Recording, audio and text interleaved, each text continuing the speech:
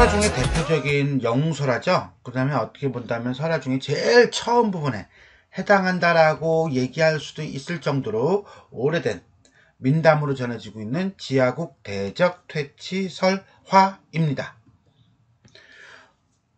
원래 핵심 정리는 맨 마지막에 나오게끔 해놨는데 요거는 조금 앞에서 미리 건드리고 가는 게 나을 것 같아가지고 앞으로 갑니다.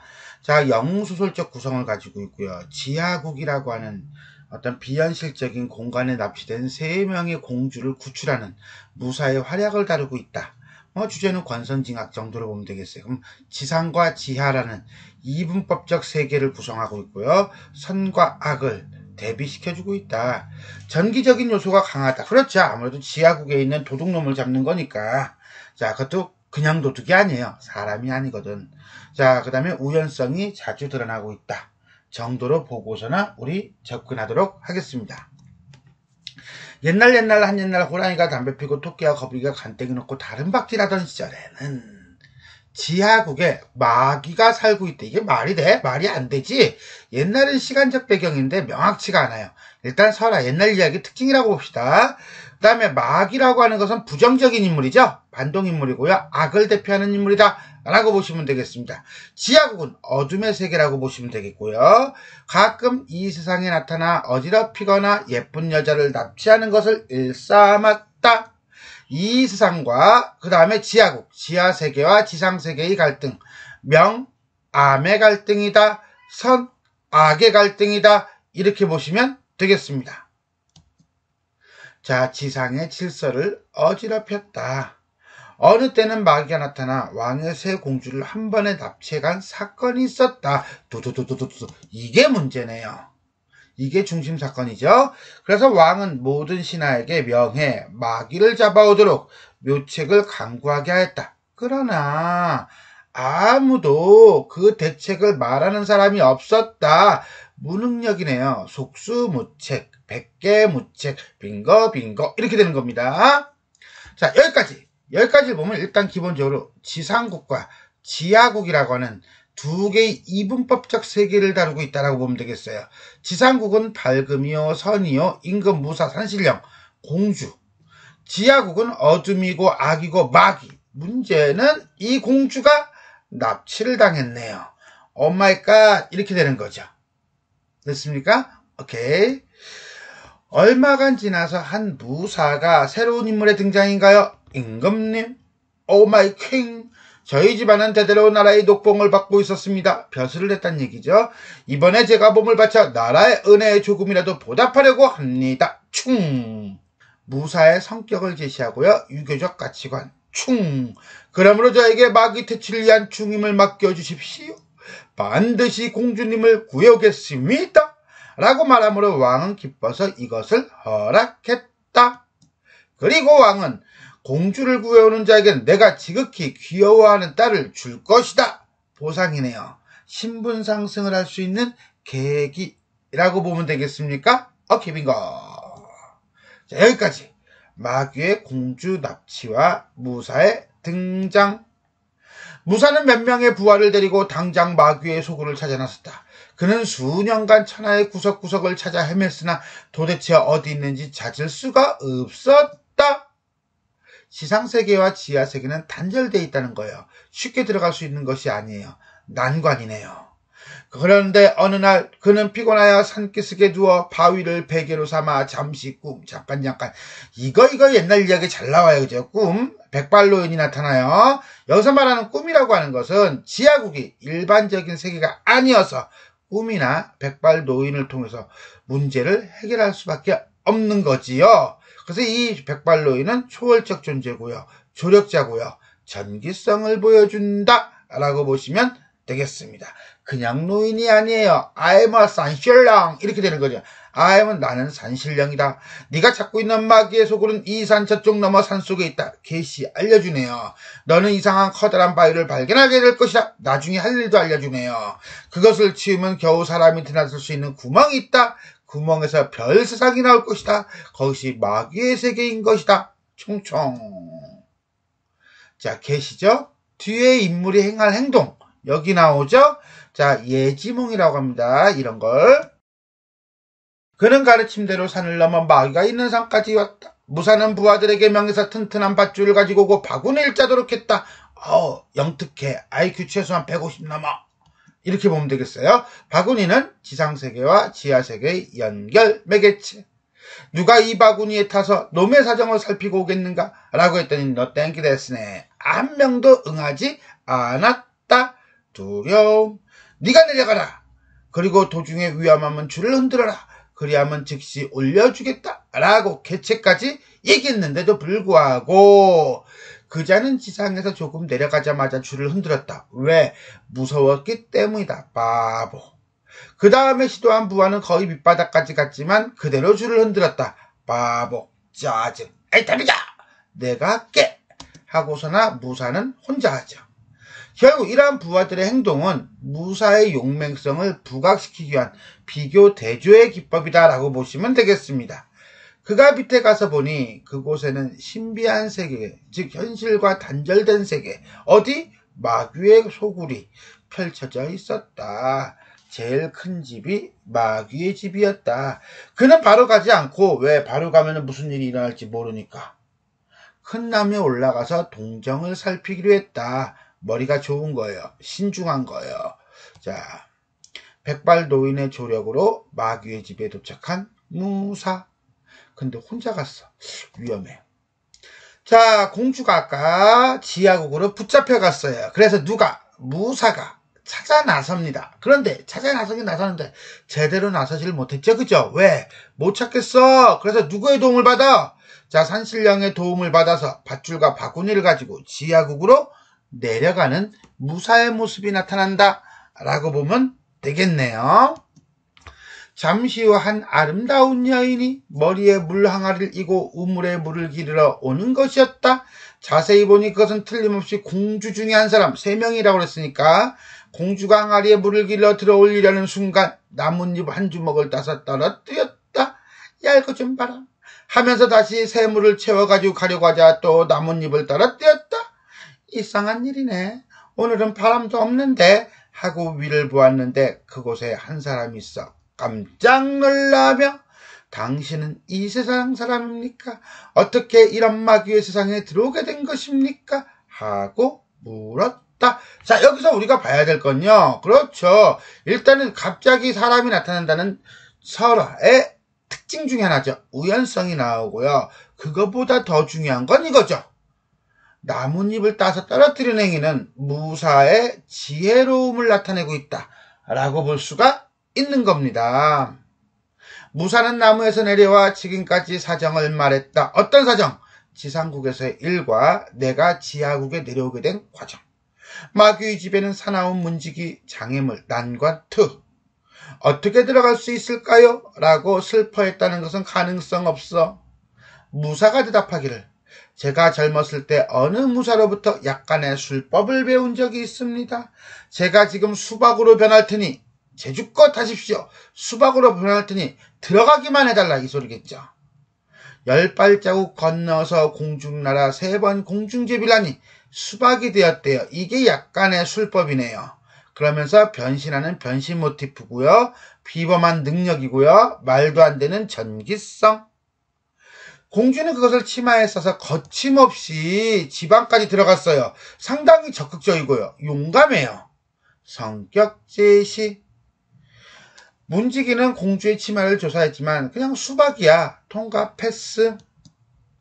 그런데 빈틈없는 마귀가 야 이거 사람 냄새나 어떻게 된 거야? 자, 마귀의 뛰어난 후각 능력. 개코. 코를 실룩실룩 하더니 크게 놓아여 공주들을 세워 끼우짖었다. 하지만 태어난 얼굴로 그럴 리가 없습니다. 병중이라. 병 걸렸었어? 그때 마침 좋지 않았다. 우연성이죠. 원래는 이게 먼저 나오고 이렇게 해야 설득력 있는 건데 이걸 먼저 얘기해버린 거야. 그러니까 이거 얘기해줘야지 이렇게 되는 겁니다. 인과적 필연성보다는 우연성이 강조되고 있다. 마침을 통해서 공주들은 독한 술을 몇 병이고 빚어놓고 마귀의 병이 낫기를 일각이 여삼수처럼 짧은 순간을 3년처럼 여기며 기다리고 있었다. 여기까지 공주의 도움으로 마귀의 집안으로 들어간 무사. 며칠 후 공주들은 독한 술과 3마리 돼지를 가지고 연회를 베풀어 마귀를 초대하여 주인님의 병이 나았으므로 우리가 축복하기 위해 연회를 베풀었습니다. 우리와 함께 즐깁시다 하고 전에 없이 애교를 부렸대요. 전에 없이 애교를 부렸으니까 마귀 입장에서는 얘네들 왜 이래? 하겠죠. 그죠? 마귀를 취하게 하여 그를 처치하기 쉽게 하기 위함에도 불구하고 마귀는 그들 손에 놀아나며 즐겁게 술을 마셨다. 그리고 난 다음에 이제는 나의 말을 고분고분 들어주는구나 라고 생각하며 아주 베리매니 마치하게 기뻐했다. 안심하여 긴장을 풀었음. 그리고 오늘은 너희가 나를 위해 잔치를 베풀어 주었으니 그대들의 소원을 들어주지. 반가워하며 저희들에게는 별다른 소원이 없습니다만 알고 싶은 거 요게 뭘까요? 죽는 일은 없겠지요? 라고 물었다. 이거 떠보는 거죠? 네. 자, 교만함을 자극함으로써 떠보는 거다. 마귀는 기분이 좋은 나머지 입을 열어 나라고 죽지 않겠느냐? 겨드랑이 밑에 비늘이 2장씩 있다. 요거 힘의 원천, 일종의 목숨. 그것을 떼어버리면 나의 목숨은 없지. 이게 마귀의 약점이네요. 그러나 이것을 떼는 놈은 세상에 없다. 호언, 장담, 큰소리, 빵빵. 그런데 순간 칼이 징징 울리기 시작했다. 칼이 울려요? 뭐야, 긴장감 고조, 전기적인 요소. 공주들은 외발로 칼을 밟으면서 꾸짖었다. 그러자 장돌이 칼이 울리는 것이 멈췄다. 말도 안 돼. 겨드랑이에서 넉 장의 비늘, 좌우 2장씩이라고 그랬어요. 베어냈다. 자, 마귀를 죽이는 거죠. 그러자 마귀의 몸이 몸에서 떨어져 천장에 붙었는가 하면 다시 몸에 붙으려고 했다. 말도 안 돼. 머리가 막 돌아다니는 거야. 이때 재를 재빨리 뿌렸더니 머리가 붙을 수가 없게 되어 마귀는 죽었다. 위기감이 고조되고 재를 뿌렸으니까 결국은 마귀를 죽인 것은 누구예요? 공주죠? 무사는 그냥 내려오고 땡이야. 없어. 그러면서 공주들이 상당히 적극적이고 능동적인 인물이다 라고 볼 수 있겠네요. 마귀를 제거한 공주들은 무사와 함께 구멍 밑으로 며칠에 걸쳐서 왔다. 이제 요약적 제시예요. 그 며칠이 그냥 쑥 지나갔으니까 바구니는 약속한 대로 그곳에 내려져 있었는데 먼저 공주들을 구출하지 않으면 안 된다라고 생각해서 무사는 공주들을 한 사람씩 바구니에 태우고 줄을 흔들었다. 위에서 기다리던 부하들은 기뻐서 줄을 끌어올렸다. 그런데 이야기 뒤집어지네. 그런데 새 공주를 태워 올라간 바구니가 내려오지 않았다. 더군다나 부하들은 줄 대신 바위를 굴러 캐숑 이렇게 되는 거죠. 한마디로 무사를 배신한 부하네요. 난관이 또 튀어나왔어요. 그럼 공주들은 그냥 구출됐다는 것에 기뻐가지고 정신을 못 차린 거야. 부하들은 공주들을 데리고 고구로 돌아가 왕의 앞에 섰다. 왕은 대단히 기뻐 잔치를 열었다. 왕은 부하들이 공주들을 데리고 온 것으로 믿은 것이었다. 부하의 배신으로 위기에 처한 무사. 벼락이 치듯 굴러떨어지는 바위 소리에 놀라며 자, 장면이 다시 바뀌었죠. 누구 입장으로? 무사 입장으로요. 재빨리 몸을 피한 무사는 목숨만은 구할 수 있었지만 지상으로 올라갈 방법을 찾지 못했다. 무사는 부하들의 농간에 속은 것을 후회했지만 소용이 없었다. 그때 누가 짠짠짠짠 노인이 나타나서 한 필의 말을 주며 이 말을 타면 지상으로 갈 수 있다 라고 했다. 또 조력자죠. 노인은요. 초월적 존재고요. 그가 말을 타고 한번 채찍을 치니 단숨에 새와 같이 날아서 날개가 돋았나 지상으로 보냈다. 백발노인의 도움으로 지상으로 올라온 무사. 자, 그럼 정리를 한번 해볼까요? 자, 일단은 지하국으로 내려간 무사는 공주를 발견하고 공주가 사실은 마귀를 죽이죠. 마귀를 죽이고 공주는 바구니를 타고 어떻게 합니까? 올라오죠. 오케이. 자, 그러면 무사는 부하들의 배신으로 인해서 나아갈 방법을 못 찾다가 누구의 도움으로? 그렇지, 산신령의 도움으로 말을 타고 지상국으로 올라오게 됩니다. 요 마귀는 없애야 되는데 못 없앴네. 아웃 이렇게 되는 거예요. 자, 결말 부분을 보도록 하겠습니다. 뒷부분 줄거리로 간단히 볼게요. 궁궐에서는 부하들이 공주들을 데리고 왕 앞에 나아가 자기들이 구한 것처럼 거짓말을 합니다. 그리고 공주들은 자기들이 살아온 것에 대한 기쁨에 무사에 관한 일을 깜빡 잊죠. 부하들의 말을 믿은 왕은 잔치를 베풀고 기뻐하는 도중 짠짠짠짠 누가 우리들의 무사가 나타나서 자초지정을 고합니다. 이에 왕이 열받아 부하들을 죽이고 권선징악. 무사는 왕의 딸, 막내딸과 결혼해서 해피 엔딩한다 라고 보시면 되겠습니다. 전체적으로 살펴보도록 하겠습니다. 전지적 작가 시점이고요. 설화, 그 중에서도 민담에 당합니다. 영웅소설적 구조를 가지고 있다. 기승전결 4단 구성이다. 자, 영웅소설적 구조라고 했는데 완벽한 영웅소설적 구조라고 보긴 어렵고요. 그 형태를 띠고 있다라고 보시면 되겠습니다. 일단 영웅소설적 구조는 어떻고 이 설화, 지하국 퇴치설화는 어떤지 살펴보겠습니다. 일단은 영웅소설적 구조는 처음에 신기한 탄생과 고귀한 혈통이 나오는 게 보편적입니다. 그런데 여기서는 그런 것은 나타나지 않습니다. 무사를 보는 거예요, 지금. 비범한 능력, 요건 나오죠. 도수를 이용해서 수박으로 변신한다는 점이죠. 고난, 부하들의 배신과 지하국에 갇히는 것으로 설정되고 있습니다. 고난의 극복, 백발노인이라고 하는 조력자의 도움으로 말을 타고 탈출합니다. 영웅이 되는 모습은요, 막내 공주와 결혼을 한다라고 볼 수가 있겠네요.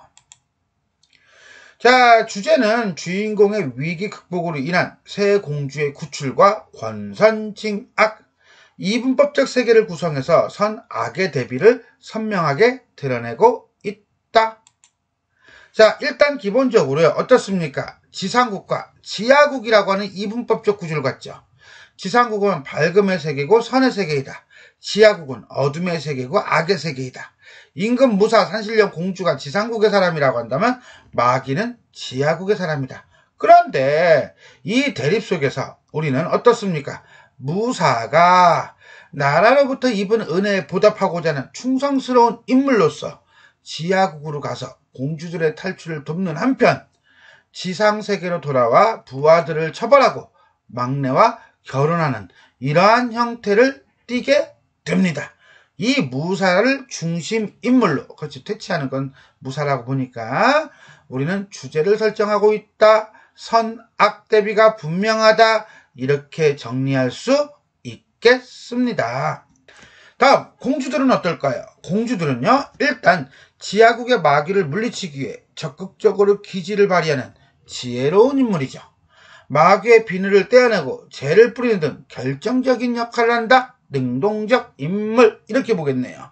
백발노인은요, 정기적인 인물이죠. 비현실적인 인물이에요. 무사가 공주들을 구출하는데 결정적인 역할을 합니다. 부하들은 썩을 놈들이죠. 위선적 인물이다. 마귀는 지상국의 질서를 어지럽히는 인물이다 라고 정리할 수 있겠습니다. 자, 지금까지 지하국 대적 퇴치 설화에 대해 살펴보았습니다. 수고하셨습니다.